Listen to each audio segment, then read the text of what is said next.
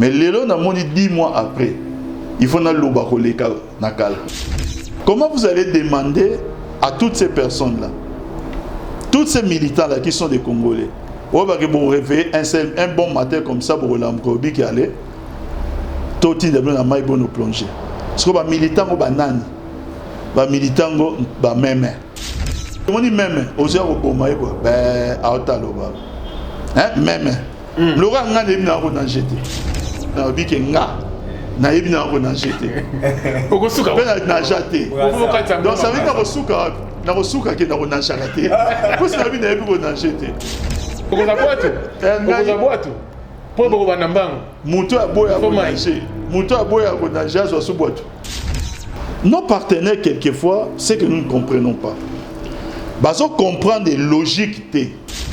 On a ce genre de partenaires des fois, vous vous réveillez un matin comme ça. Au sali et l'autre côté. Moyo kaka boy paf, ba fingio. O kaka boy bouf, ba menacer. Mabe olona, ya bozo rattraper oleloti. Te, il faut pas l'aksangai nanu. Te, il faut pas l'aksangai, mabe yango oyo na loni. O na lona ezawapi.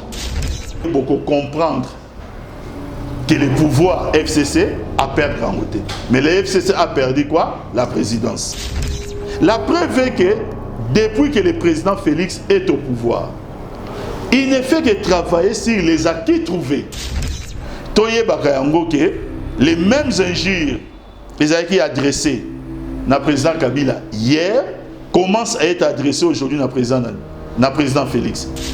Ça veut dire quoi? Non, ça veut dire qu'il y a un problème chez nous. Il y a un problème. Il y a des gens qui se réveillent aujourd'hui, qui commencent à inciter le président de la République. Question dans les assemblées. Est-il encore rwandais? Dans la minute où on va comprendre que tu as un bateau bisognos. Na ba o ba kanisa ba za ba super bateau, bisona ba ngoto zaka banani. To aga bateau. Maintenant les peuples qui hier à mon avis que biso to la ki mabe. C'est les mêmes peuples des fois qui nous demandent mais pardon zonga la télé vous ont manqué biso. Quand le peuple prend position, botika peut perdre. Botika peut perdre à prendre des positions naïves. Et dans en 2019 élections à 2023. Mais pourquoi non ça? Au moment qu'on postulait à Moutou, ils ont une volonté à Moutou. Les PPRD ne peuvent pas vivre en fonction de Yakash. Le président Félix manifeste une certaine maturité depuis un certain temps. Parce que chaque jour qui passe, Zolone continue au côté de la réalité. Il y a un dossier à payer. Et aujourd'hui, il est en train de manifester une certaine maturité, mais que même la famille politique, il va mettre à mal. Tout ça, le terme de l'économie, c'est boire qu'il a eu bisoti. Le terme, c'est boire qu'il a eu bisoti et ils ont eu pas la maman. Comme ça. D'autres messages là, Facebook, tout ça dit. Té, bisoti message dit, bah moi pas ça dit. Pas message. Allô? Ngaya wa santé eza misunga. Ah! Hey, okatelinga lingala pour na santé mwana. Mon fils, pour ma santé misunga. Ah! Okatelinga lingala. Bandeko, misunga ezali kokatela mutu lingala te. Ezali mutuelle de santé. Oyo epesameli na batu nyonso. Employé to non employé, mutu nyoso oyo akoki kaka ko contribuer na mbongo mukie na fin du mois pour être mokolo akobela misunga ezwa soin na ye na ba hôpitaux nyoso ya minene ya République démocratique du Congo.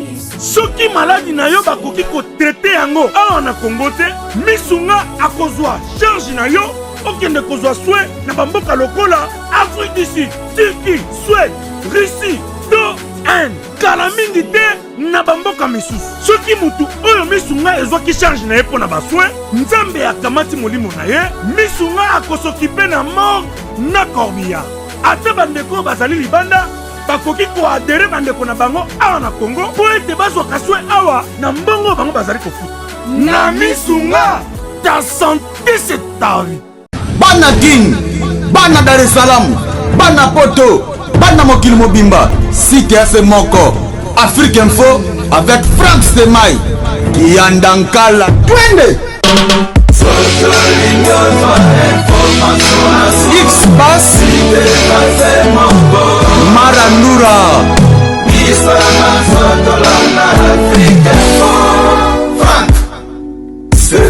totombeli bino boyei bolamu bandeko nyonso oyo bozwili bakumalamu ya kolanda chaîne na biso Africa Info, surtout émission oyo politique info. Lelo bokokamwake nazali nga moko te na émission politique info, naza accompagné na Franck Stemai, le top manager ya la grande chaîne Africa Info. On a passé déjà. Bonjour Franck. Bonjour Steve Kambanga. Boni. Ah, ça va. Voilà, avec Franck toza lelo nesengo ya koyambela bino moi politique moko abunga. En tout cas, moi t'as embelé, tozo lukaye, te lukiye et biso toza la chance ya vos exclusivités, to koza la batali bosso ya kosa la retour médiatique na ye. Ezali nani ezali bongo mona mboka Papi Tamba. Oyo to benga mo santu ya ngaliema. Papi Tamba, communicateur ya FCC, cadre na parti du peuple pour la reconstruction et la démocratie PPRD, oyo kambami na Raïs mwana mboka Joseph Kabila Kabange. Elongo na ye toza na dio awa na Franck Stemai tokotuna emituna nyonso sauf eloko te paye akoyano la biso po peuple congolais na mokili mobimba eza na posa eyeba lelo nini OFC za kobongisa kasi koyeba yango ndenge nini ebongi Papi Tamba aloba yango wana tobandi mala moko na kopesa mbote mwana mboka Papi Tamba mbote na yo mbote ndeko na ngai mbote Franck.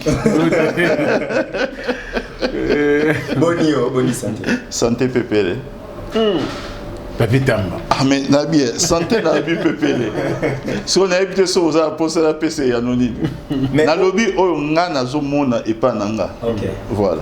Obunga na média, obunga donc oyebani lisusu te, bato bamona ko lisusu te. Okenda wapi? Naza toujours awa. Na média le karte kwa.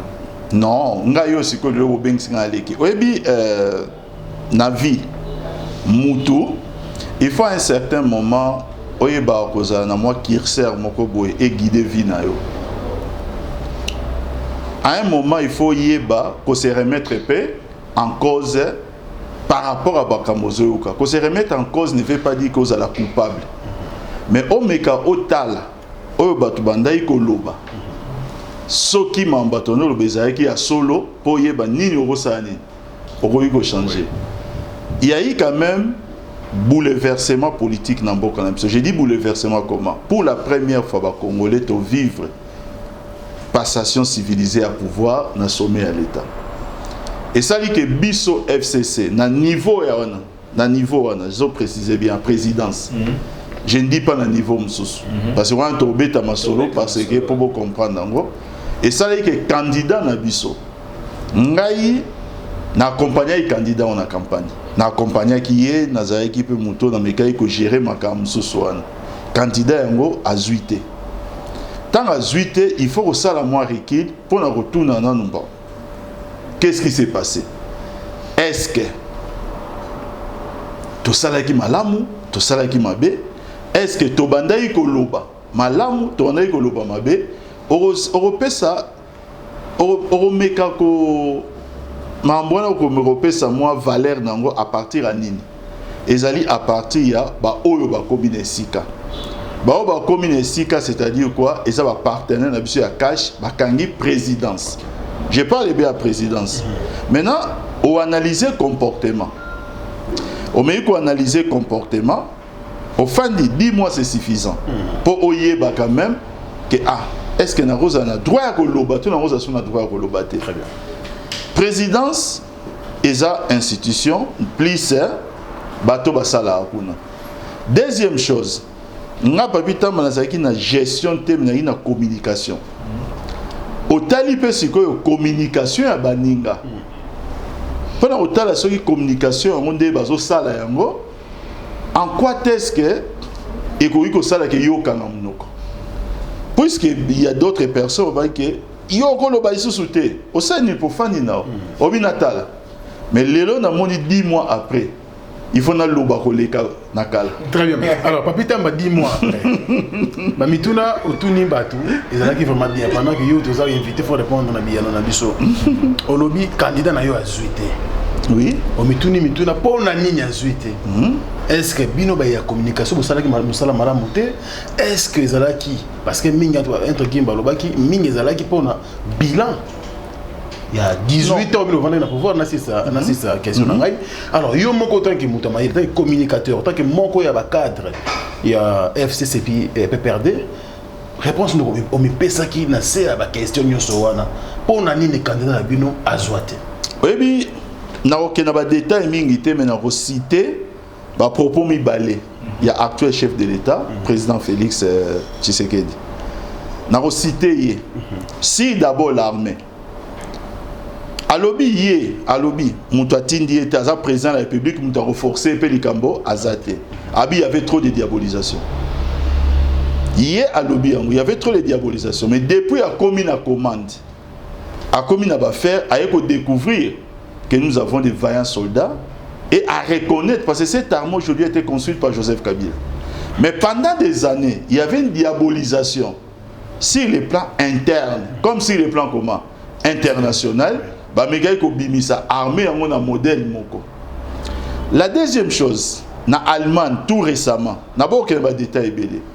c'est encore le président de la République qui fait, j'appellerais ça des éloges, il y a prédécesseur pour dire que a une expérience avérée sur la gestion de la chose publique.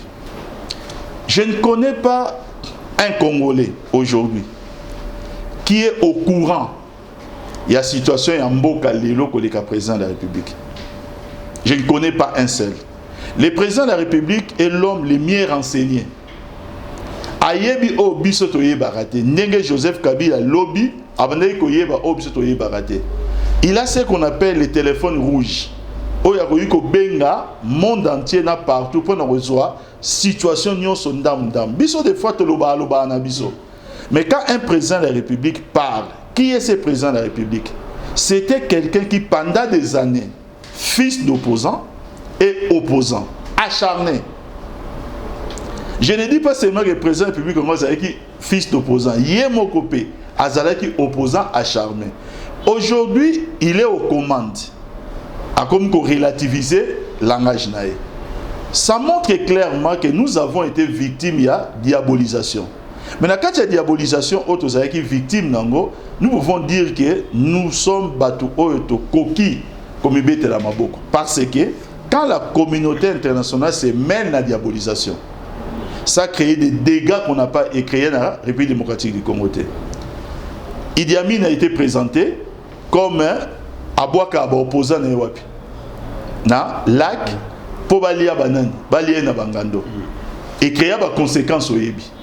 Bokassa a été présenté comme étant Moutouazouaka opposant et alia quand même Missouni na bango. Babenga est même cannibale.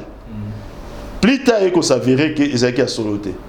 Kadhafi a été présenté d'une certaine manière et créé des dégâts. Nani a présenté Saddam Hussein d'une certaine manière et créé des dégâts. Mais les dégâts que ça a créé ailleurs, les dégâts où c'est créé à la RDCT. Pourquoi? Parce que nous avons eu un chef de l'État qui s'appelait Joseph Kabila à l'époque, qui avait cerné degré Yanine. Il y a Antis au Batiaki Namite Mayabatu. Et qu'il était nécessaire de laisser la démocratie continuer au Sahani. Il y a reconnu au Salam Salanango. Maintenant, les peuples qui hier, à mon avis, que Bissotolaki Mabé, c'est les mêmes peuples des fois qui nous demandent mais pardon, zonga la télé, vous avez manqué Bisso. Parlant pas de ça. On se sentir l'élo à l'aise, peuple en a passé ngayo l'élo, papita ma communicateur, il y a président Félix Antoine Tshisekedi Tshilombo. Papita ma oye au sali communication pour naïe. Tout ça, le contexte, c'est la coalition. C'est quelque chose il faut quand même tout mécato comprendre. Dans la coalition, nous avons des familles politiques et nous respectons orientation, il y a des familles politiques, mais aussi des convictions politiques. Papi Tamba n'est pas de la race des politiciens. Il faut être assez clair. Azamouto race de politicien qui va dire oui aujourd'hui et non demain. Mon soutien et pas le président de la République, c'est en rapport avec la coalition. C'est-à-dire quoi? Je suis membre du PPRD.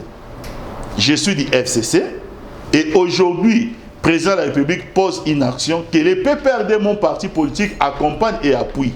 Moi, je vais accompagner et je vais appuyer. Mais ce n'est pas un problème individuel à Papi Tamba. Il faut que les choses soient assez claires de ce côté-là. C'est à travers la coalition. Moi, je ne suis pas de cette race. Vous avez lié la partie, en fait. Mais attendez, ça va de soi, c'est clair. Je suis kabiliste dans le sang. Ça dit que les question de mon candidat. Ils ont encore perfisant. Mais Yemoko, Moko Joseph Kabila, ou Moko Kala, pour excuser quand il est tombé dans le baboué. Moutou a sengabiso dans un discours. Nanou a changé en côté. Alors, il faut soutenir le président Félix Tshisekedi. Il a dit, discours il est dans RTNC. Nanou a changé en côté. Donc j'ai un devoir moral, patriotique et puis... Non, nous pas changer tel discours à l'Oba qui a 15 personnes autour de lui. Au moment de Cambouana, tu m'as expliqué plusieurs fois, il faut encore revenir en haut. Vous savez, comme c'est dans la rhétorique, les gens ils peuvent prendre des extraits et l'autre lobby sur n'importe quoi. Le président Kabila va tourner question Madame Colette Watman. Pour nous changer Mboka, à lobby bien, la question va tourner qui est. Pour nous changer Mboka, on a besoin de te belleter. Vous avez besoin de te belleter. N'engagez place avec 10, 11, 12, 13, 14, 15 personnes au changer Mboka. Est-ce que nous avons non, peut-être j'en ai 6, 7, 8 et puis 9. Bateau la rhétorique. Bateau la expression à Kosola. Ça veut seulement dire quoi? Ce n'est pas le nombre 15. Mais ça veut seulement dire que je n'ai pas suffisamment de gens. Et je crois aujourd'hui, le président Félix Tshisekedi a réuni son cabinet. A réuni le cabinet naïe. Le président Kabila avait parlé de 15, mais lui je crois qu'il n'y a même pas deux. Parce qu'il a gagné la bango. Et les cas partout, vous avez la presse. Vous n'êtes pas venu ici pour faire des affaires de business. Donc ça veut seulement dire que c'est un problème de l'homme congolais. Alors il ne faut pas que les gens qui dans l'interprétation. C'est pas vous qui étiez Zaïrois pour Aloba P. Comme les Zaïrois, selon dire proche non, il n'a pas dit ça. Tout qui est parmi Makambu, Yo, Moni, Kokate. Je n'ai pas réussi à changer les Zaïrois en Congolais. C'est-à-dire quoi? Le Congo est redevenu Congo à partir d'une révolution. La révolution est acquis avec des nouvelles mœurs. Bino peut-être besoin de jeune, mais biso toyebi deuxième république. To koliming na la deuxième république. Nous savons quels ont été les tares au la deuxième république. Il y avait nécessité à rupture. C'est-à-dire quoi? La révolution au Yaki elle était saluée par les peuples congolais à l'époque. Mais il dit ceci qu'il n'a pas réussi. Fruit à révolution, na vision à révolution est transformé. Et l'Ongola, Babylon Konyos Otomekagiko décrié. C'est tout ce qu'il avait dit. Et sur ce point-là précis, j'aimerais aujourd'hui que Toye Bayango, nous en tant que des Congolais, une prise de conscience collective et personnelle. Et au sein de Mabete. Toye Bayango que les mêmes injures, les ont adressées à président Kabila hier, commence à être adressé aujourd'hui à président Félix. Ça veut dire quoi? Ça veut dire quoi? Non, ça veut dire qu'il y a un problème chez nous. Il y a un problème. Moi, je ne peux pas comprendre un exemple. Je connais les mouvements des combattants à Poto. Oui. J'ai vécu dans le mouvement avant le mouvement et Banda. Dans la côté la politique, dans le mouvement et Koutabiso. Et nous avons confronté ces différents mouvements. Mais ces mouvements, ils ont une origine. Origine, ils ont des discours, il y a Rwanda, soi-disant nationalité rwandaise, il y a le président Kabila. C'était les fonds. Les restes, ils ont aujourd'hui, au moment où nous parlons, peut-on encore dire que le président Félix est rwandais? Deuxième chose, le président Félix entretient des rapports très étroits avec Paul Kagame. Il a invité Awa, dans le stade des martyrs.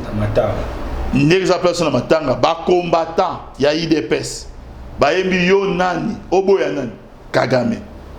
Awa. Il prend l'avion, il y a Rwanda Airways. Lui aussi, est-ce qu'il a commis Rwandais? Donc, c'est-à-dire quoi? Dans ces relations, il est allé au-delà que son prédécesseur, le président Joseph Kabila. Mais les justifie cela pour des raisons de paix. Et nous avons condamné à Titi Douanate. Parce que j'ai toujours pensé que dans la vie, madame a approché Moutomabe Bosani, Bozalana est bien. Et moi j'apprécie cela. Mais maintenant, lui est allé au-delà. Qu'est-ce que nous pouvons dire aujourd'hui? C'est pourquoi on ne peut pas comprendre. Aujourd'hui, le président Félix est en étroite collaboration avec le président Kagame. C'est la personne indiquée qui peut poser la question au président Kagame. Ayebisaye Kombo Yamboka Joseph Kabila na Rwanda des Aranines. Jusqu'à ces jours, non, c'est-à-dire c'est ça qui a fondé les combats dans Poto. Mais maintenant, aujourd'hui, le président Kabila depuis là, Batumissous, même si Ediminia Motané, n'a déjà même Ediminia déjà depuis la période de Kabila, vers la fin. Combat ici là qui presque, même Mikolo et Zongi. Et Zongi peut-être un peu timidement par rapport à Kala, mais Zongi. Il y a des gens qui se réveillent aujourd'hui, qui commencent à inciter le président de la République. Question dans les simples. Est-il encore rwandais? C'est-à-dire quoi? Les jours que les Congolais nous comprendront. Bissoto est la victime à haine. Mais ça raison pour Bissoto Aïba Oyobaza en place. Surtout que nous contribuons dans le pouvoir dans le contexte de la coalition. Très bien. Alors, Papi Tamba, mon Mboka, 10 mois de silence. Bon, la station pacifique à pouvoir et salami justement, mais quand on a bien besoin de quitter. Peut-on dire que c'est un problème de confiance? Il faut vendre, il faut communiquer, il faut vendre parce qu'il y a eu bouleversement au sommet de l'État. Est-ce que le coup de Joseph Kabila a pouvoir te Papi Tamba Moussa les salles Tessili?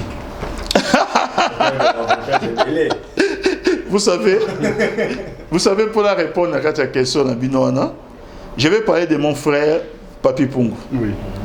Je vais parler de mon frère et collègue Guillaume Manzolo. Bah excellence, mes respects. Te nabi na robeta masolo na bango. Kende ko mona bango, yebisa bango ke pouvoir ici. Natangi ka ba komba bango affaires. Non mais kasi mais puisque bango baza, nazo baza ba collègue nanga. Ozo la dagayi, baza ba collègue baza ba to kananga. Si ko kende ko mona bango, natangi ka bango balé. Yebisa bango ke pouvoir ici. Bango ba ko répondre au boy. Tant au président Joseph Kabila a président de la République, n'a pas ordonnance. Banomanga te, n'a pas bango. Ba répondre OK, n'a pas ordonnance. Président Kabila a sous président n'a pas ordonnance. Et maintenant qu'il y a un pouvoir ici. Mais Papi Tamba na pelongongo lelo lisolo. Te to beta masolo na ngai te. To bela te. Potika na bino ka kimia. Nga solo ba ordonnance oyo iso monana, na rotanga ba kombo. Puis naza na bandeko. Non, bandeko ba. Naza na bandeko na ba camarade oyo lobby. Yango ngi na expliquer bien. Bazala nommé te. Président Kabila na pouvoir. Lelo baza nommé et ils sont ministres du gouvernement. Président Kabila a un pouvoir. Ça veut seulement dire quoi? La conception et le pouvoir que les Congolais se font, c'est une mauvaise conception. Ok. Et la mauvaise conception. Il y a encore des gens jusqu'à ces jours qui comprennent les pouvoirs en dehors de la Constitution. Qui pensent que les pouvoirs auront comprendre nous avons un président chef de l'État qui est chef coutumier. Il y a des gens qui pensent ça. Les pouvoirs, il faut les comprendre à travers la Constitution. Si on veut au pouvoir, comprendre les pouvoirs à travers la Constitution. C'est là que beaucoup comprendre que le pouvoir FCC a perdu en côté. Mais le FCC a perdu quoi? La présidence. Voilà. Voilà, Papi Tamba, Sotoko Poussana déjà, nous avons Franck Stemay. Mais là, au moment où Papi Tamba, on va voyager trop. Non, mais dans le Lumbashi, on a la rencontre, la partie, la dynamiser partie. Papi Tamba, FC les croyants. Aux côtés, pété conseil, ok, Égypte, au té kaba jouer, baninga bazana télé, yo na Lumbashi, au moins on raté ba mwambe belé. Na Lumbashi na Zalaki. Na informé na Zalaki, tenaki joue à Souka. Na joue à Souka tout simplement parce que vous savez, il y a une chose. Et dans les locaux moko tomeka ko mona mwa muke na bamboka oyo, tomeka ko fanda mwa muke. Na bamboka to fanda mwa muke, to mona ba politicien belé. Aza politicien, moi rappelle Aza na cabinet d'avocat. Aza politicien, moi on appelle Aza na moi activité moko moi boy. Et ça la nini et permettre turbulence politique et affecter vie na été.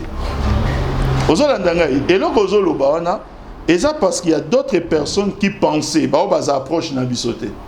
Bah imaginer bah makambo belé. Et bah la taper mité à mabe. Idée na bango ezalaki moko. Président Kabila a sous présidenté.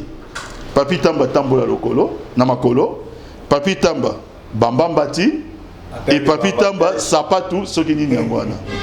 Ça, c'est une conception erronée. Il y a pouvoir. C'est une conception erronée, la conception même, hein, il y a vie d'un homme politique. C'est vrai que Mamolobi, Papi Tamba, oui, à une équipe à football, j'ai 2 équipes à football. Ceux qui les ont joué, opportunité au TK jouer, non, ça, j'ai une entreprise. Dans la société, je suis là. J'essaie de vivre. Mais ça ne veut pas dire que, politiquement parlant, je suis un homme politique, un acteur politique. Mais, requis les arrêts nécessaires pour total. Pour la ligne, justement, face à la diabolisation, face à la haine, et ça là qui nous n'avons pas seulement qu'à lutter contre une certaine diabolisation en interne, on a lutté contre une grande machine sur le plan international. Couronnement nango ezaki makasi avec les nouveaux codes miniers. Couronnement nango. Et c'était une grosse machine, Tilelo. Pendant que les Congolais pensent que nous avons perdu, Bango Kandana ne hostilité. Parce que Tilelo, ils considèrent que Bisso Bata FCC, Bato Sali que comme un objectif na bangote. C'était quoi leur objectif? Code minier Oyo. Il y avait des candidats présidents de la République. Baloba qui ont publiquement que ceux qui ont élu président de la République et l'autre bossé au Sani n'a pas abrogé code minier. On abrogé par quel mécanisme?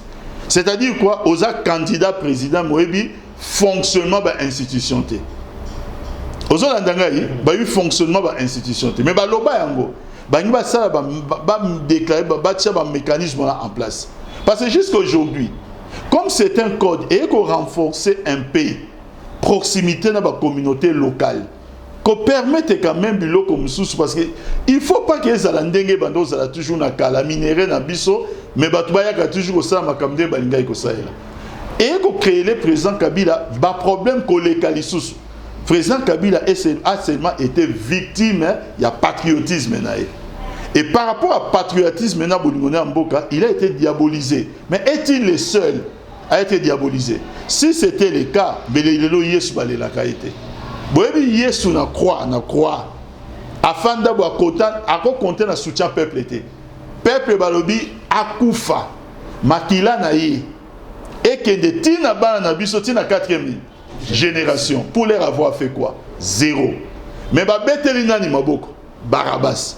Donc quand la diabolisation prend na niveau ya opinion, à un moment il faut laisser les gens na kati opinion ba digérer. Autant jusqu'où ils peuvent aller. Na minute oyo, ba comprendre que toi na biso ka batu biso nyonso. Na ba o ba kanisa ba za ba super batu, biso na bango to zaka banani. To ka batu. On est à la crèche Papi Tamba. Justement, quand on a la diabolisation, alors on a quand même peu créer confusion dans le milieu congolais. Qui veut dire donc on a appuyé Bilan Abino, il y a 18 ans au pouvoir. Pendant que tout le monde sait que Bilan Abino est vraiment négatif. Non, pas tout le monde le sait, parce que je fais partie à tout le monde. Et Ngaï, n'a dit que ça négatif. Ils ont joué dans la terrain, oui. On dit hormis Bisso, mais le bilan est dépendant de l'état d'âme. Depuis lui là, il dépend des faits. Le président Kabila arrive au pouvoir dans le contexte d'un non-État. Parce que pour parler d'un État, il faut 3 éléments traditionnels. Il faut population, territoire, pouvoir. Nous sommes les pouvoir, il ne contrôle que 47% il y a territoire. Au Longwa Kinshasa, au Goma, il faut passer par Nairobi. Au Longwa Kinshasa, au Guado, il faut passer par la République centrafricaine. C'était les réalités de Congolais Babosana. Économie par terre. Pays sans constitution. Nabiloko Ebele. Aujourd'hui, nous parlons de tous les instruments juridiques, au cours constitutionnel, qui aujourd'hui existent. Nous avons tenu pendant un certain temps aussi contre la rébellion. Le président Kabila, dans le contexte de la rébellion, c'est qu'il a fait héroïque. Pourquoi? La preuve est que depuis que le président Félix est au pouvoir, il ne fait que travailler sur les acquis trouvés.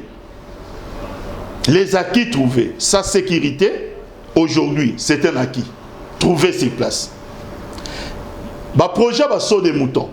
C'est un acquis trouvé sur place. Au moins, il y aurait fait ça, moi. Les pays se construisent sur base de la continuité de l'État.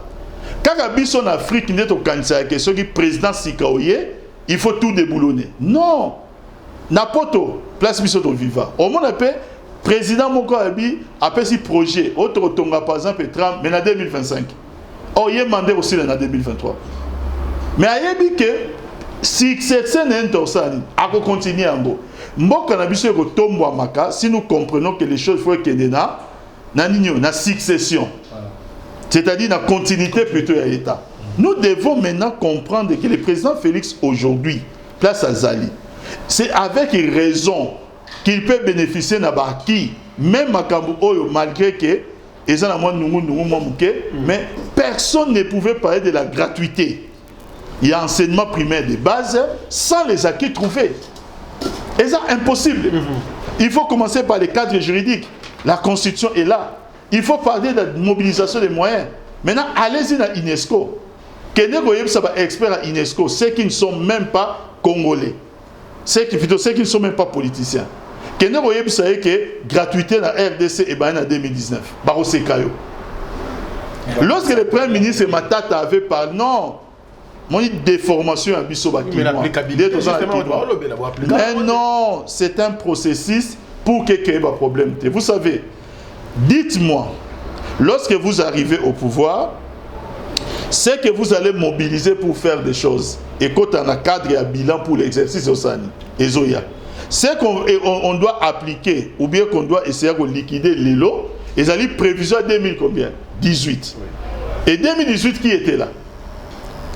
L'État se construit sur base de la continuité. Et je peux dire beaucoup de choses par rapport à ça. Mais vous savez, il faut laisser le temps face à la haine. Ce n'est pas tout de suite que le peuple va aller là qui Jésus. Il y a qui aiment bien. Et soit qui moins temps. Non, peut-être il y a un jour, on va inaugurer les sauts de mouton. L'honnêteté intellectuelle va demander quoi? Va demander à ce que, moi, discours, mon Kwesani, étant c'est historique à projet. L'honnêteté intellectuelle va permettre à ce que, j'ai des projets, et puis, deuxièmement, avant de construire un saut de mouton, c'est un boulevard. Commencez par construire les boulevards. Si les boulevards n'étaient pas construits au château de mouton, avant que ça, comme sous. Donc il faut, président Félix est tenté de faire son temps. À partir de 2020, il va commencer à appliquer sa nouvelle politique. Azan Bilo connaît Arotika. Un jour, il partira. Moutaroya Simanaye, il faut profiter de qui. Il y a Bilo Koya Osani. Oh, il y a Arotika pour État Sani. Et que del Bosso. Mais si nous pensons que l'État doit toujours passer par Oyaye, il faut la concurrence. Il y a les cas qui avant, c'est nous-mêmes comme peuple et comme pays, européens. Voilà, tous Marana dans le Bumbashi. Nini Salaki qui déclaration un secrétaire permanent un peu perdu. Et Botam Mbutu autour de vivre le Namboka. Retour, il y a Joseph Kabila sur scène. Maman gratuité, Théoti Koloba. Pourquoi déclaration naïe? Pour vous avez un silence, maman Zagité. Secrétaire permanent Emmanuel Ramazani Chadari Tangwa lobby Mboge Peli Moto. Non, vous savez, la politique se joue aussi par les rapports de force, mais aussi par l'expression de la vérité pour rappeler certains faits à un certain moment. Au moment où nous avons des partenaires, au Congolais nous sommes Aïbi Negebaza. Nos partenaires, quelquefois, c'est que nous ne comprenons pas. Bazo comprendre des logiques. Il y a coalition nécessaire. Nous avons la majorité au Parlement qui donne lien au gouvernement. Volobi Ninyango, non. Il faut tout casser partenariat. Si vous cassez le mariage, la conséquence directe, tous les ministres cachent ça. Va démissionner. Les parlements à niveau, les députés à niveau parlement vont devenir qui? Des opposants. Ça veut dire que nous aurons un président de la République, mais qui au niveau du parlement sera comment? Minoritaire. Parce que vous avez opposants. Il y a des gens qui disent que non, il faut toujours assembler en dissoudre. D'abord, avant de dissoudre une assemblée, crise persistante entre Premier ministre et na président de l'Assemblée nationale. Baroumi balé banandaku moko crise mais réfléchissons pas absurde. On dit malgré que crise est atteinte. Bon, on fait de l'habit. On a réfléchi pas ici, bah dissoudre. Quelle est la Vous savez si aujourd'hui on dissout l'Assemblée, les caches aura moins de députés dans l'Assemblée que au bazar Ngolelo. Comment ça? Nazo répéter je ne suis pas un prophète de malheur. Mais c'est par rapport à il y a comportement à plusieurs députés cash. Aux autres Nazo expliqué bien, ils auront moins de députés. S'ils pensent que dissoudre le Parlement voudrait dire que gagner mécaniquement quoi la majorité, ça veut dire qu'ils sont encore dans un cas de grave erreur. Il y a des présidents, méca expérience ils ont regretté toute leur vie. En l'occurrence, le président Chirac en France. Lorsqu'il a dissolu l'Assemblée, il ne savait pas qu'il allait vivre sa première cohabitation avec Lionel Jospin. Je n'ai pas dit la coalition, mais la cohabitation. Aïebaki Angoté. Alors, on a ce genre de partenaires, des fois, vous vous réveillez un matin comme ça. Au Sali et l'autre côté, parlant de moi, Nassalini, dis-moi, au croisé dans ma boucle, aux hôtels, n'a mon sang toi battu. Moi, je vais paf, ma fingio. Oh, je vais bouffe, ma menacer. Il faut pas l'accent. Il faut pas l'accent. Ma béango, on a l'oni. On a l'ona et zawapi. Et ça facilité à Kolobara la mouton, ma béolona, wapi amo. Diable, yo soko le kina ba communication na yo. Ba opposant nyos même Moïse Katumbi tango longwe la ngambu na bino. Il faut attaquer. Donc yo za ki mwa wana. Papa na ngai. Papi Tambaza communicateur ya FCC. Naza communicateur ya bato tangité. Je n'ai pas dans le contexte de l'époque. Je ne viens pas dans la télévision pour venir faire l'éloge de mes adversaires. Comme aussi les communicateurs adversaires, ils ont été très critiques envers le président Joseph Kabila. Certains même allaient là-bas insultent. Pourquoi ne pas comprendre cet équilibre et à pouvoir? Pourquoi ne pas comprendre cet équilibre et à politique? Pourquoi voudrait-on que Papi Tamba abdique là où les autres vont attaquer Bino? Pourquoi? Papi Tamba, moi, toute une question, oh, ça la tout passé. Vous assure, mais vous se préparez, kuna, vous bimisi, la résolution. Pour nous, nous, ça va tout le passé, bah, nous, on se prépare. Vous n'aimez pas, vous assure que Raïs, Joseph Kabila est encore, a encore plutôt la possibilité de postuler na Congo démocratique. Donc Raïs Libaya 2023. Il y a surtout une chose qui me fait plaisir dans la question de Tuningaï, c'est la peur qu'il suscite. Non, moi ça me fait plaisir. Excusez-moi dans l'état parce que moi je sais que Mouto, dans ce exemple Moko, Jean-André Kajamba, candidat en 2023. Et au sein de Batuni. Oscar Kachala, candidat en 2023. À Jérôme Bokata. T'es Nabi au sein de Batuni. Bon, aujourd'hui, ça géré dans Soma l'État. Bon. Natanga Soukombo, Naro continuer, Naba Kombo et Bakanda. Voilà. Ada Bongo, les candidats en 2023. Nana Obima na balabal.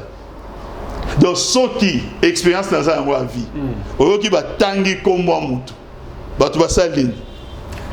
Bah juste si qu'on nini, donc hyper les caisses. Et Nazolo Baboui. Te Moutou Oyo Balingi ba monate na démocratie. Bayeba ke oh mais ya kutu akoyoka soni nini ya vina ye pona nini toko sanctionner wapi na urne mais dans en 2019 élections en 2023 Mais pourquoi non sang? Mais na biboyi, hein? To permettre quand même la vie, na ba tout bas en liberté na bango. Il faut même te permettre la vie. To kanisate que net aux abo, il faut te vivre dans les politiquement correct. Donc ngai papi tamba, o ekozana mutu na ngeza o Frank Stema ya lingi. Non, na ko la mukape un bon matin comme ça, ngamoko. Na mona batu. Moko azali na poto na bosa na Congo na ye. Ala muki un jour a caméra na ya tcheye moko. A vu drapeau boka la biso a tcheye bien qu'il y ait sa liberté, teza et comme infraction. Après serment. Abi que oye nege za personne comme le président de la République. Bon na mona pe batu mususu a se déclarer na ebo et tout ça. Il faut to respecter la liberté à batu eza individuel, eza liberté à groupe. Les PPRD ne peuvent pas vivre en fonction ya cash. Les PPRD ne peuvent pas vivre en fonction ya Frank Stemaï. Pour les big dans donc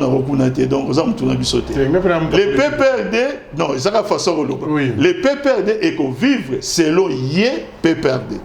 À quoi s'immer toutes les conséquences s'il le faut et à recevoir tous les bénéfices s'il le faut selon sa propre quoi stratégie. Quand les PPRD prend position, botika PPRD. Botika PPRD prend des positions naïe. PPRD a sa peuple été n'est pas place wana.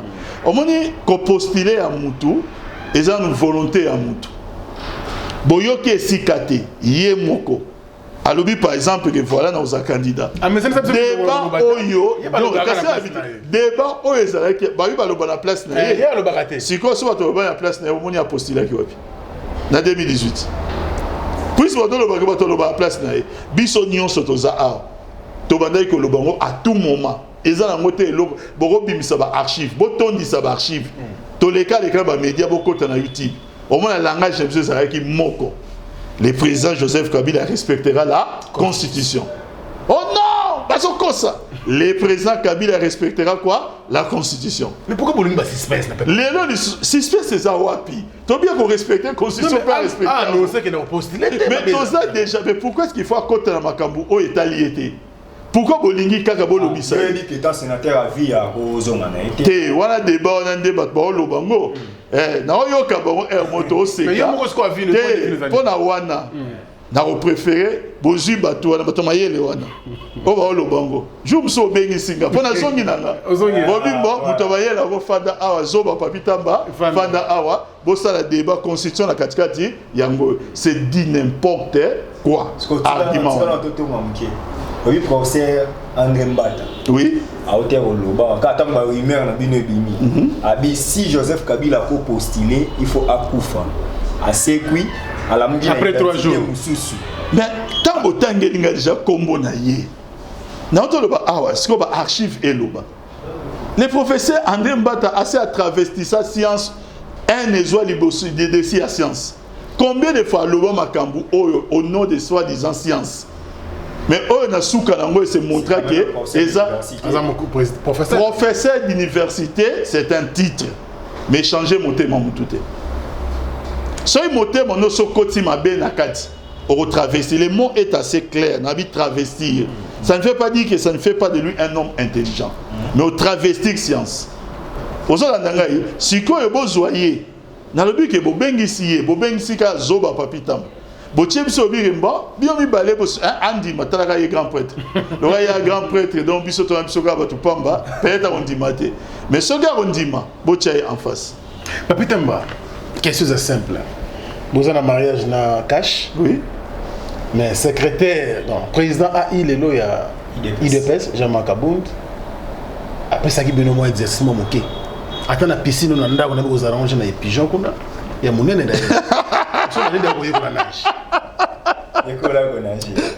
Donc, nous vous avez un service à renseignement.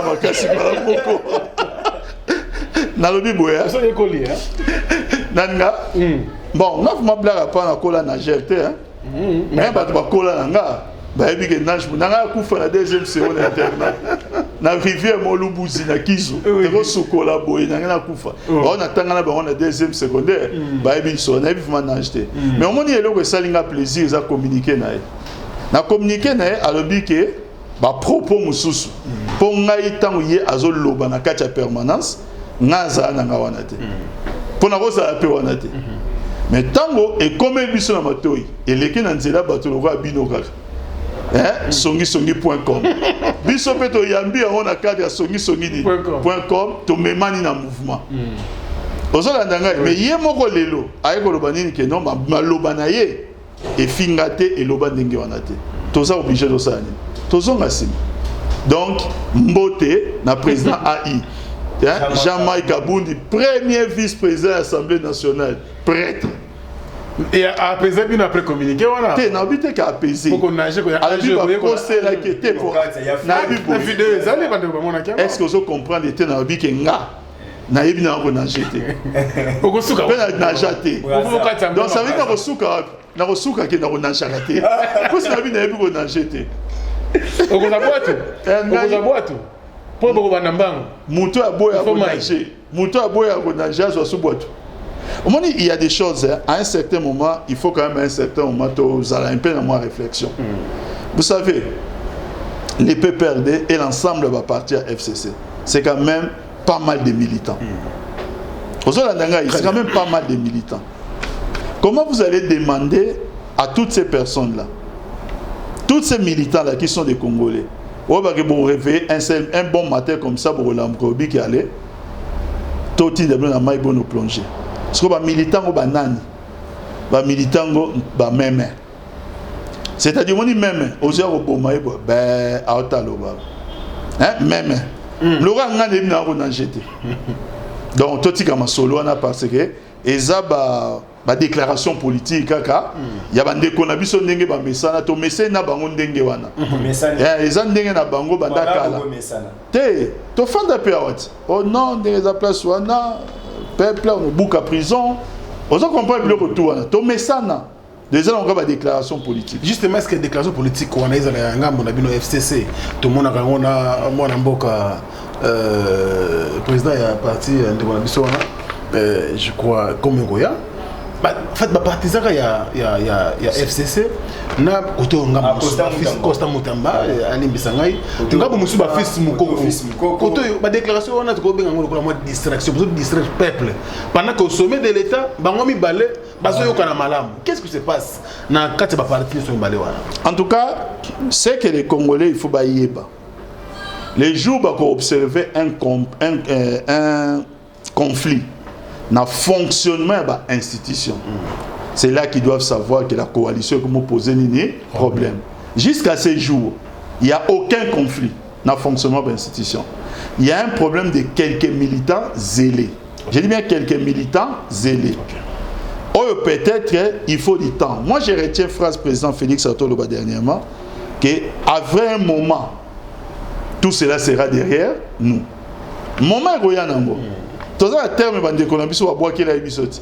Les termes sont à boire qu'il a eu sauté et ils ont eu pas la banque. Comme ça. Donc tout mais ça la gâte. Facebook, tout ça dit. Té, biso to message dit, bango pas ça dit. Pas message. Donc coalition est ça. Très bien. Coalition est ça. Lelo, le col la coalition est ça. Papitamba. Mutuna omane omaba nego Steve Kozani sa mutuna ote. Communicateur ya FCC. Apport il y a coalition FCC cash pour na mboka na biso ezani. Vous savez, apport à Liboso, ndenge za place c'est pour pouvoir poser la capacité à résister na menace extérieure au nyonso et nga infiltrer mboka na biso. Nous avons résisté à ça.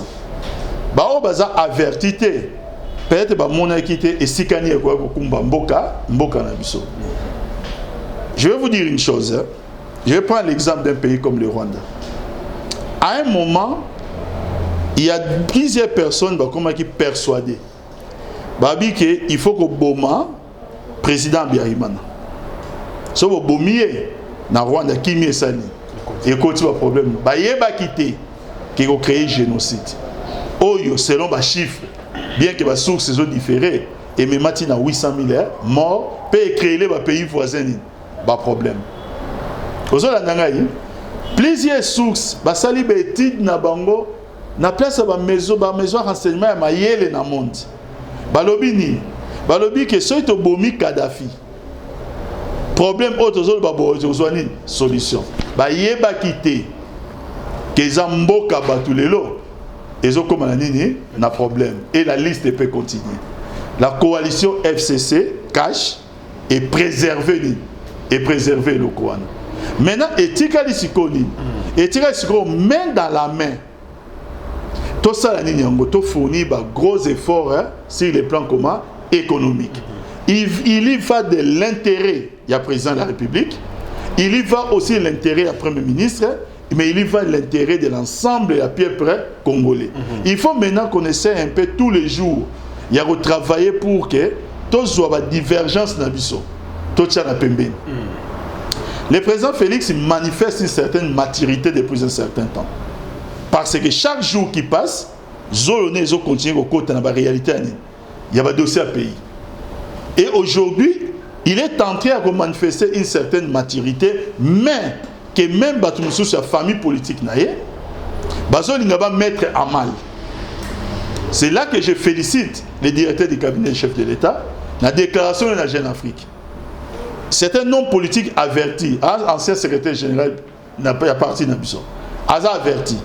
Tant que le lobby que j'y va se battre pour préserver une bonne entente entre le président Joseph Kabila, l'ancien président Joseph Kabila, le président Félix Tshisekedi, quand il a dit ça, Ayebi pourquoi il ne faut plus répartir dans l'histoire Oyo et me plonger le pays dans le désordre. Mais au moins, on a senti au changement, gestion de la chose publique depuis le président Fachi a commis à faire. L'homme Sobino Rataki a avancé quand même avec l'instauration d'un état de droit, moi intimidation de la réalité, Papi Tamba avec une franchise quand même.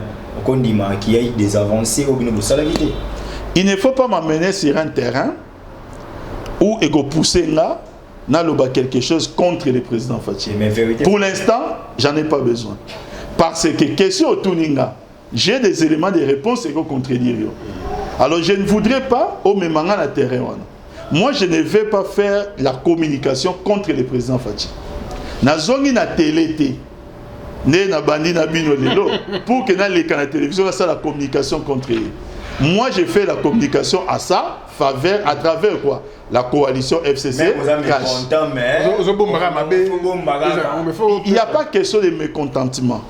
Il y a une chose pour comprendre les terres. Vous savez, je vais citer ici Maître Vergès. Nous avons parlé à Koufa en France, c'était un grand avocat. Maître Vergès, c'est Lobaki Boye. Ce qui est l'eau, moi, nananga, babomiye. Ozola nangayi, babomiye na assassin moko.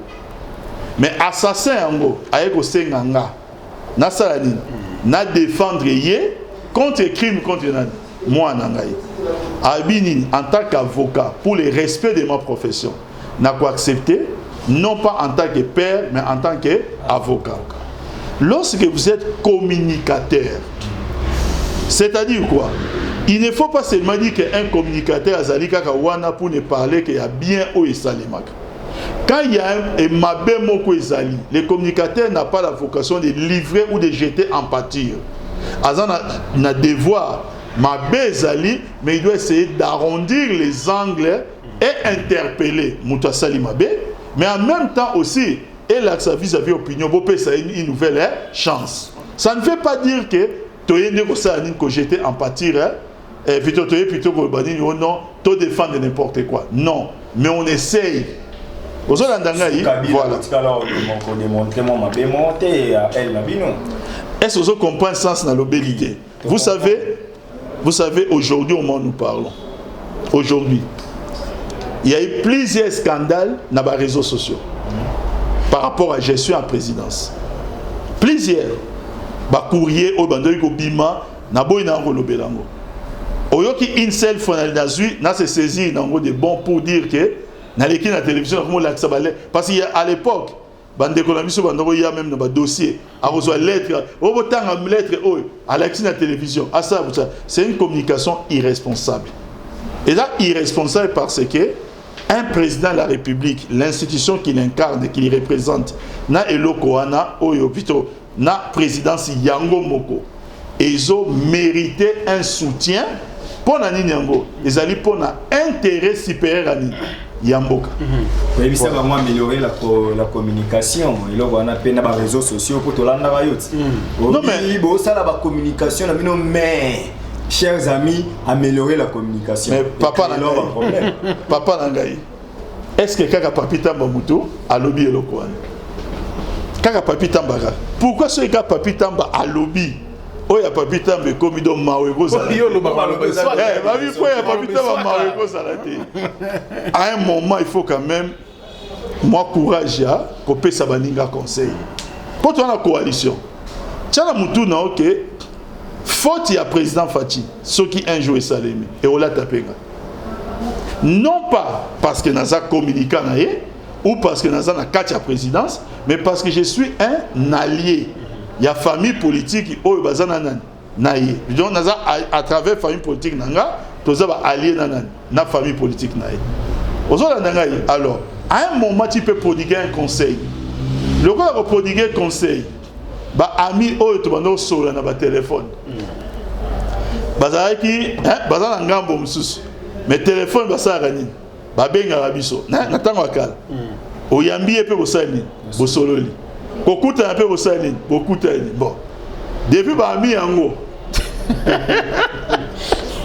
omeki une fois deux fois ba ya ba sur téléphone bon moi ko sola na bango déjà deni etikali kaka la réseau mais ça conseil on peut ça bango ba otambola bien très bien ba landaka exemple na biso tango bango banosani Ah, aux ongles, je crois, c'est mon séné pour aux ongles là. Humilité na vie. T'es humilité na vie, il y a un bien.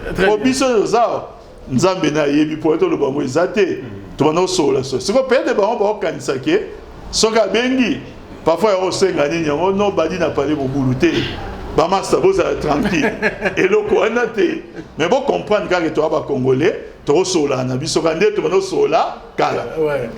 Bon, moment mais mingi ya Papi Tamba bino na FCC hein. Nga personnellement za mundi makasi. Nga mundi makasi. Malgré beaucoup ça cardinal Egypte, les lotels mo kontambo a réalisé. Bon, moi c'est quoi place na bino. Ça bonne logo lobi wana. Te logo lobi wana. Botika papa cardinal abatu. Oh, papa cardinal aloba ki boy. Stade des Martyrs. Mais c'est cardinal. Bino za journaliste. Boluka maloba na ye. Abina mobu oyo.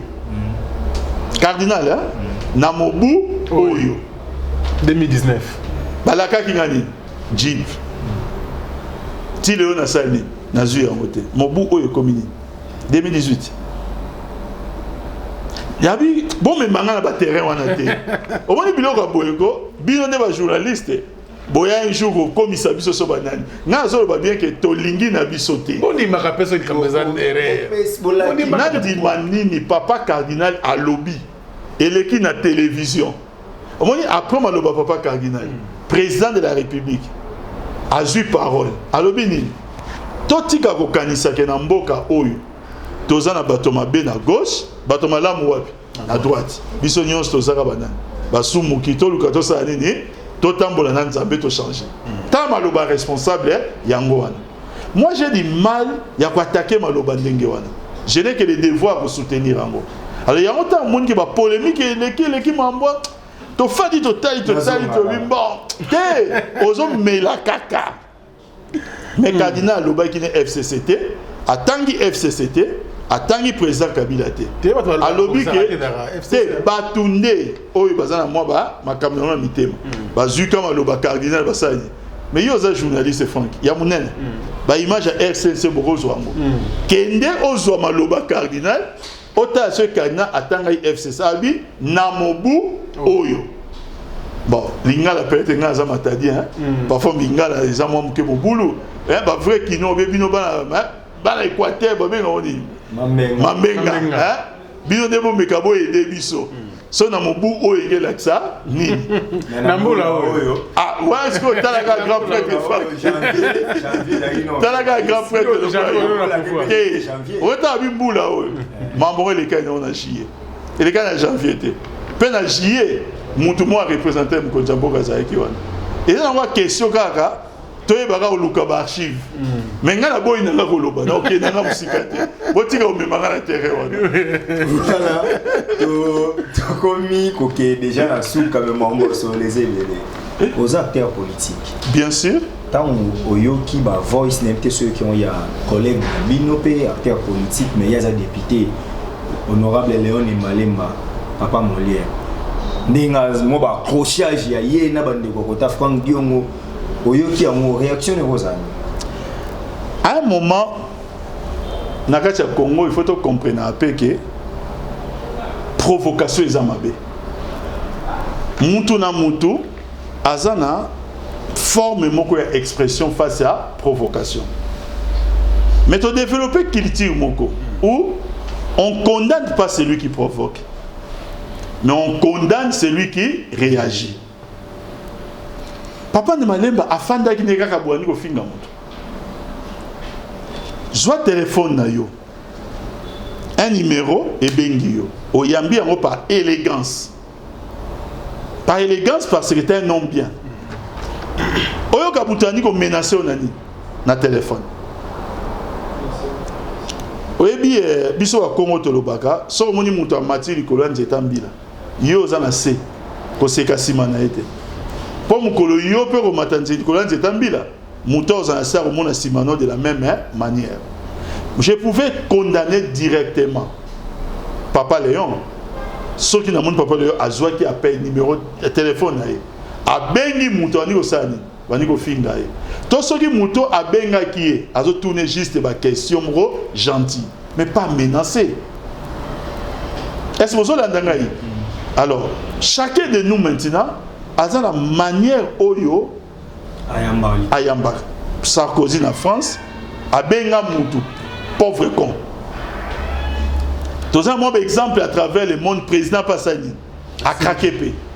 Tous un bateau nabi état d'âme ya nani ya Franck Stema était comment est-ce qu'a supporter à supporter makam susu ngai peut-être dans un motema ngam pas ya za motema n'était. C'est pourquoi il est conseillé dans la vie de ne pas provoquer les gens. Il a conseillé tika ko zo téléphone na yo obenga muto menacé et matisa banera nan banera mutu menace et les loko moko oyo mutu a perdre ba pédale pourquoi sans so menacer mutu il y a le quoi ont imprimé une supériorité vaste na ye mutu nga alla kisayo kaka mobile lokola nan lokola yo il y a la question tout ninga to menacer son bandage to mati pe au créneau pour to l'accès toi basi na binoté alors mutu la forme na ko exprimer là donc batika Papa Léon tranquille. Voilà Papi Tamba vous appelez la football au quota on est en politique quand même on a yo Moïse Katumbi a aussi reçu nomination moi il y a bien awa comme deuxième vice-président il y a ma club il y a FIFA où ils a prononcé officiellement et puis Toyo qui est président Gianni à FIFA où il y a un anniversaire il y a Mazembe bien que vous avez adversaire le popo Mazembe mais quand même sur le plan il y a représentativité ou représentation il y a Mboka Nabiso et ça le honneur. On dit dimanche, tu as un match contre Mazembe. Dimanche, match contre Mazembe. Donc, et-tu n'as nyonso, ils ont concentré pour te gagner match. Dans la minute, ma sola balle na zo tempo na oka, so retour ninga tobe to ma sola le popopo na dimanche. Mais réagir dans le programme nomination. T'es nabi et ya sima après match. Ah, mais qu'est-ce nabi que place na ça. Et après match, on a minute en tout cas n'a évité. Donc la salle nyonso aussi ya ressemble à se concentrer, na se concentrer. La préparateur psychologique. Donc nyonso on est dans la carte tout dimanche vraiment tout gagner. Et monsieur comme na souka Papi Tamba alors un mot concernant le dossier de Makambo. Je crois que de la Mambo, on a très bien, aux hommes d'État, pardon, et puis hommes politiques qui menent dans le Canabiso. Un petit commentaire par rapport à dossier. Au moment où il est là, comment vivre dans l'ère, il y a des réseaux sociaux. Moment il y a des réseaux sociaux, ils ont un défaut moko. Et comme il soit qu'on travestit fait, soit qu'on crée pression, même dans la justice. Moi, je vais demander au juge de résister. Nabilo Kondengona. Moussale Ezaya Bango. Baye Kola Yango na classe. Juge à Jijaka, émotionné. asukaka na ba fait. Donc moi, ce que j'aimerais vraiment que place ici, il y a dossier wana. Et c'est l'engouement des réseaux sociaux. État la carte a fait. Maintenant, je n'ai pas de position fixe à rejoindre pour la ligne, parce qu'il y a mort d'homme. Oui. À chaque fois que ce a couffé, c'est une perte. Ça fait mal parce qu'il y a une famille qui est en deuil. Ton matato kita, peu importe même sanction, alors, par rapport à ça, il y a mort d'homme, mais il faut maintenant que la responsabilité soit établie selon la réalité. Il y a des dossiers que moi je ne connais pas, travailler dans des dossiers, notamment par avocat. Mais les réseaux sociaux, nous avons observé des versions contradictoires. Et je ne veux pas influencer les magistrats. Et comme nous avons une opinion entre ceux qui aiment Doli Makambo et ceux qui font quoi? Qui les détestent. Si Doli Makambo est reconnu coupable par rapport au dossier et qu'il faut même pas condamner, qu'il soit condamné. Mais ceux qui bataillent le dossier et que réellement lui n'a rien à voir, le juge va se laisser impressionner par les réseaux sociaux. Donc que la justice fasse son travail. Voilà, Papi Tamba, un mot, on a néné, vous avez quinoa, bien que vous avez matadien, mais. Vous avez un beau tami.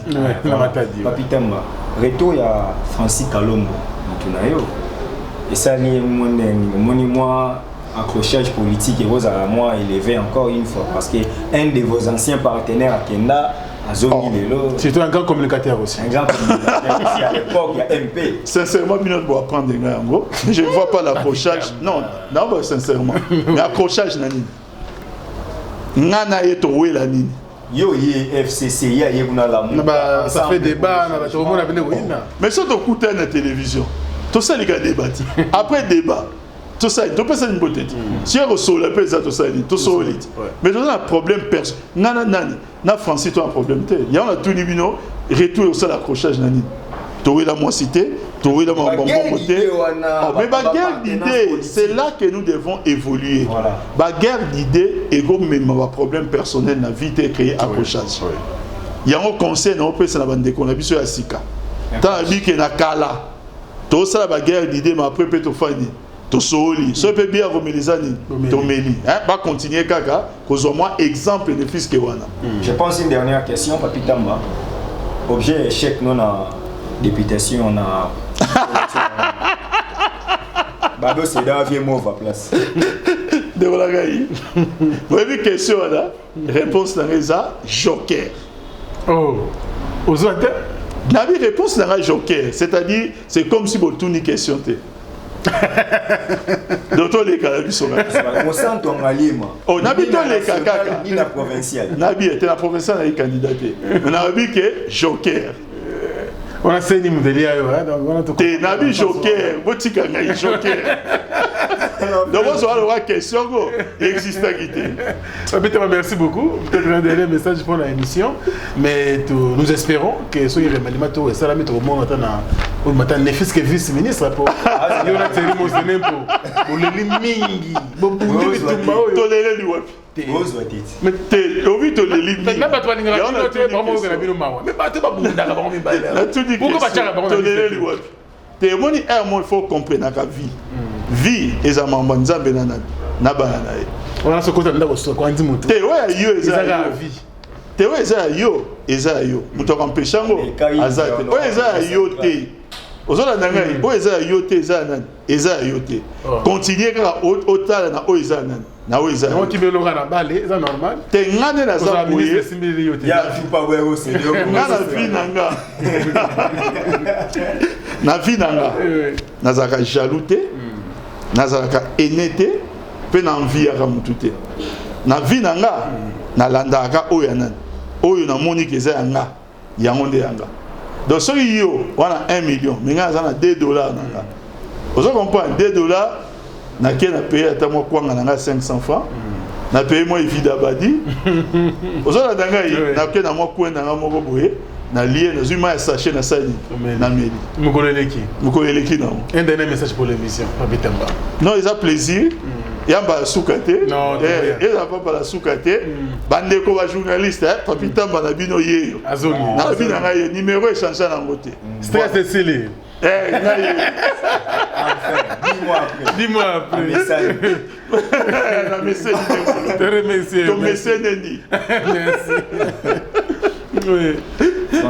merci merci Papi Tamba pour l'invitation merci l'équipe technique merci pour la Steve Kambala merci beaucoup voilà donc vous avez nommé la Sima merci beaucoup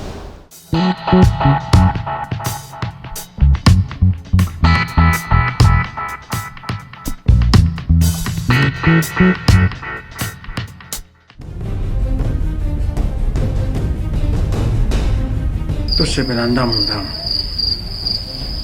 oh ozula teje bila basi to 6 ali ozokenda ngo kubomanga eko nyongezanga mitata yo moko te ozinga di pa epistole eko nyesanga notice ba contre indication ezate oh sike yo mela kabloka mabe yalowi nazo zelo na kati landa ngai olukaki yango o 600 tanga ta posologie tu vois ya podium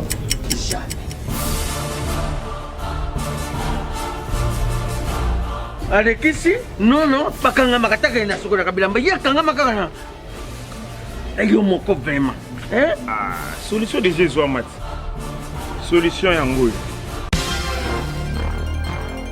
Maxi Bio Café nde nini lisusu Maxi Bio Café ezosala makambo ebele na nzoto ya moto fungolanga mémoire Notre traité faiblesse sexuelle hémorroïde. OK solution la soir.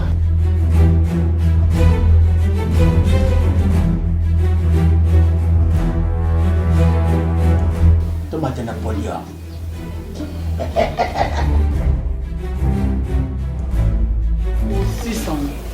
bongo kokate tono talo kutu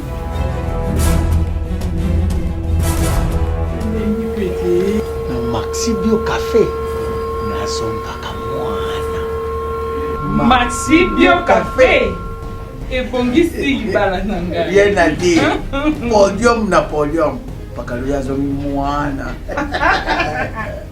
tomelaka na bino yango Force Mbetu danger Maxi Bio café original bande ko tomela yango bona santé na biso ezali bana king bana Dar es Salaam bana poto bana mokili mobimba site ya moko Afrique Info avec Franck Semai Kiandankala twende